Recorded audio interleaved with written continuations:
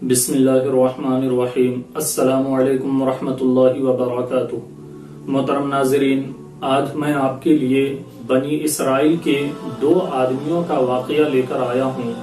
ان میں سے ایک جہنمی عابد اور دوسرا جنتی گنہگار۔ آقا صلی اللہ تعالی علیہ وسلم سے حضرت ابو ہریرہ رضی اللہ تعالی عنہ روایت کرتے ہیں۔ یہ روایت سنن ابو داود میں ذکر کیا گیا ہے۔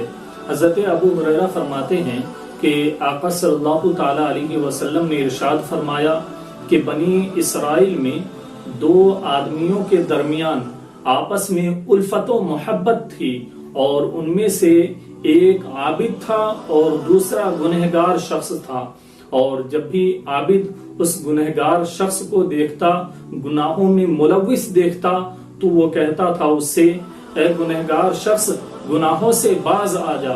ایک دن اسی طرح سے اس عابد نے اس گنہگار شخص کو دیکھا کہ وہ گناہوں میں ملوث ہے، تو اس نے اس سے کہا، اے گنہگار بندے، گناہوں سے باز آ جا۔ جب اس گنہگار بندے نے یہ سنا تو کہنے لگا کہ اے میرے عابد دوست، میرے معاملے کو میرے رب پر چھوڑ دو۔ کیا تمہیں اللہ تبارک و تعالیٰ نے میرے اوپر نگرانی کرنے والا بنا کر بھیجا ہے؟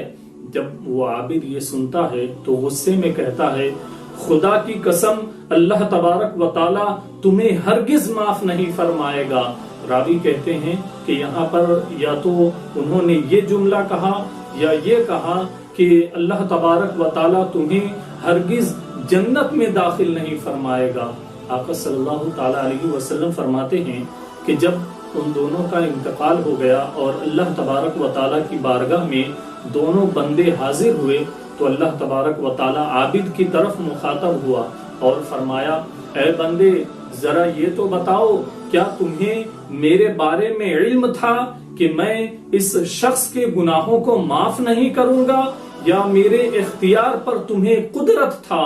اس کے بعد اللہ تبارک و تعالی گنہگار بندے کی طرف مخاطب ہوتا ہے اور فرماتا ہے، اے میرے بندے، جاؤ اور میری رحمت سے جنت میں داخل ہو جاؤ۔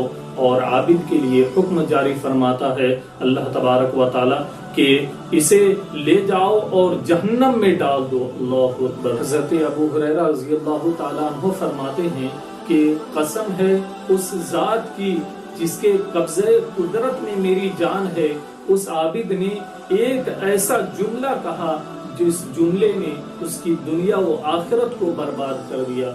محترم ناظرین، ہمیں اپنے اسلامی بھائیوں کو اگر دیکھیں آپ وہ گناہ میں مبتلا ہے تو آپ اس کے گناہ سے نفرت کریں، نہ کہ اس بندے سے نفرت کریں، اور اسے پیار اور محبت کے ساتھ ایمان کی طرف بلائیں، پیار اور محبت کے ساتھ اللہ تبارک و تعالیٰ کی راہ پر اس کو گامزن کریں، نہ کہ اس پر لان و تان کریں۔